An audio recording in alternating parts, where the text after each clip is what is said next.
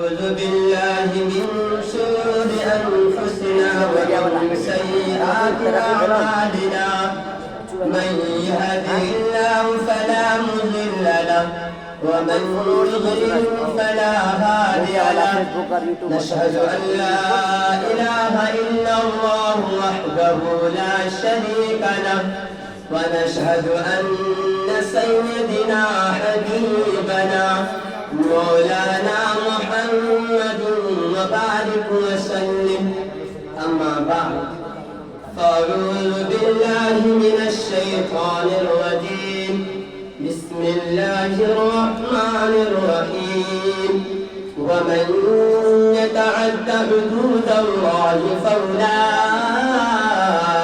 هم الظالمون وقال رسول الله صلى الله عليه وسلم من تزوج امرأة لعزها لم يزد الله إلا ذلا وما تزوجها لمالها لم يزد الله إلا فقرا إلى آخره أو كما قال عليه الصلاة والسلام.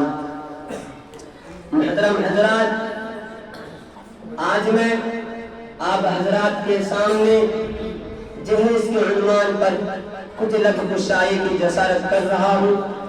اللہ سے دعا کیجئے کہ اللہ مجھے صحیح کہنے اور ہم سب کو اس پر عمل کرنے کی توفیق نصیب فرمائے، آمین.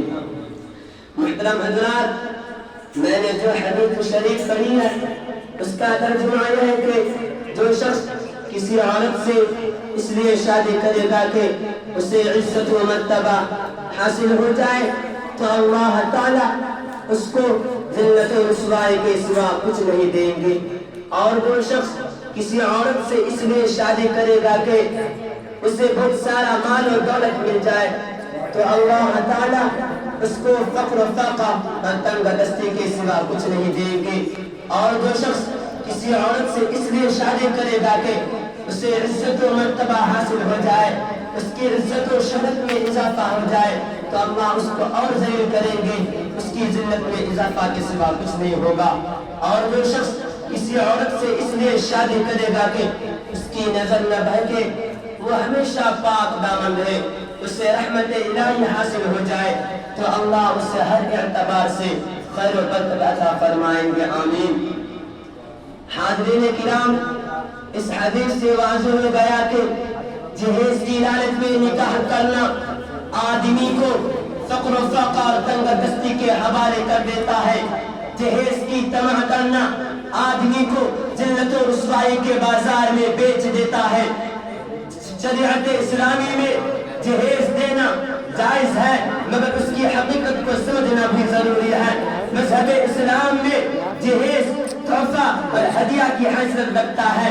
باپ اپنی بیٹی کو اگر کچھ ضروری سامان دے دے تو اس میں کچھ حرج نہیں، مگر لینے والے کو اعتراض کرنے کا حق نہیں، مانگنے کا ادھیکار نہیں، سوال کرنا جائز نہیں. مگر آج اسی جہیز کے نام پر ہماری بہنوں پر ظلم و زیادتی کی جا رہی ہے، انہیں مارا پیٹا جا رہا ہے، گھر سے باہر نکالا جا رہا ہے، بے عزتی کے ساتھ پھانسی کے پھندوں پر لٹکایا جا رہا ہے، ان پر تیل چھڑک کر انہیں جلایا جا رہا ہے صرف اس بنیاد پر کہ اس معصوم نے جہیز کی فہرست کو مکمل نہیں کیا.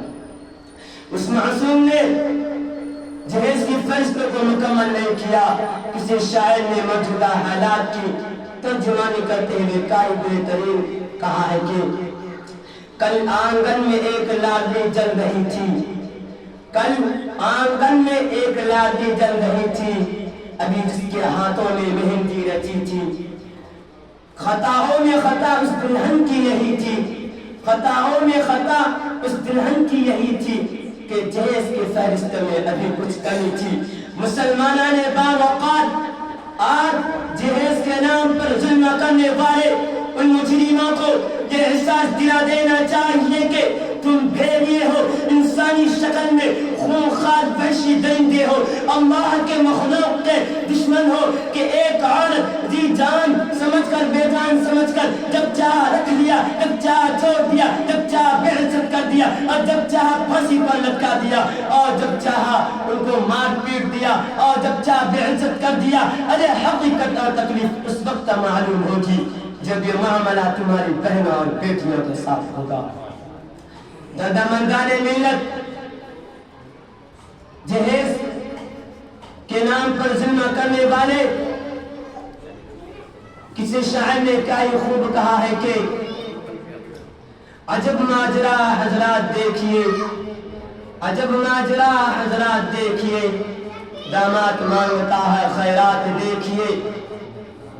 دردمندان ملت جہیز ایک ایسا ناسور ہے کہ جو رستے رستے لاعلاج اور ناسور بنتا جا رہا ہے۔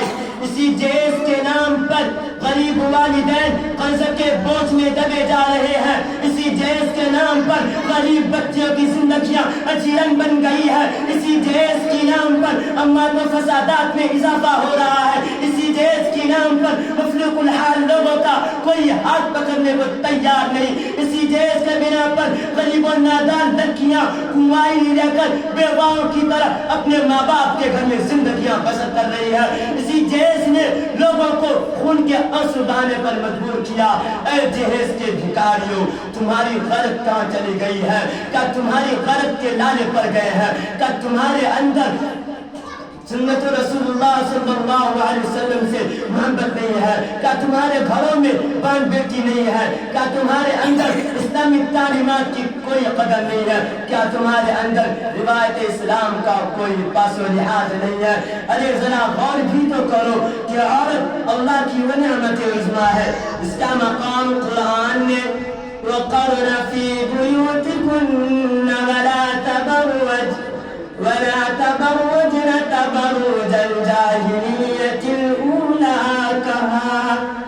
آج وہی عورت دفتروں، دکانوں اور ہوٹلوں اور شاپنگ سینٹروں میں غیر محرم مردوں کے سامنے دو چار ہو رہی ہے۔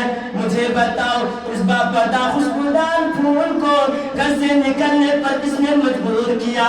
تم یہ کہنے پر مجبور ہو جاؤ گے کہ غریب والدین اپنی وسعت کے بقدر اس معصوم کا ہاتھ رنگ نہیں سکتے، لہٰذا یہ خود اپنے لیے سامان جہیز فراہم کر رہی ہے۔ پھر شادی کی چند ایام گزرتے ہیں کہ خبر آنے لگتی ہے کہ جہیز کی کمی کی وجہ سے سسرال والوں کی زیادتی بڑھتی جا رہی ہے۔ تو کبھی اس معصوم دوشیزہ کو لقمہ اجل بنا دیا گیا۔ معزز سامعین، میں آپ کو فانی بدایونی کا واقعہ سنانا چاہتا ہوں۔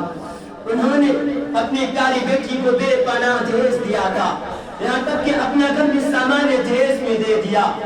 پھر شادی کے چند ہی ایام بعد فانی بدایونی کو اطلاع ملتی ہے کہ مزید جہیز کی مطالبہ کو پورا نہ کرنے پر ان کی پیاری بیٹی کو قتل کر ڈالا۔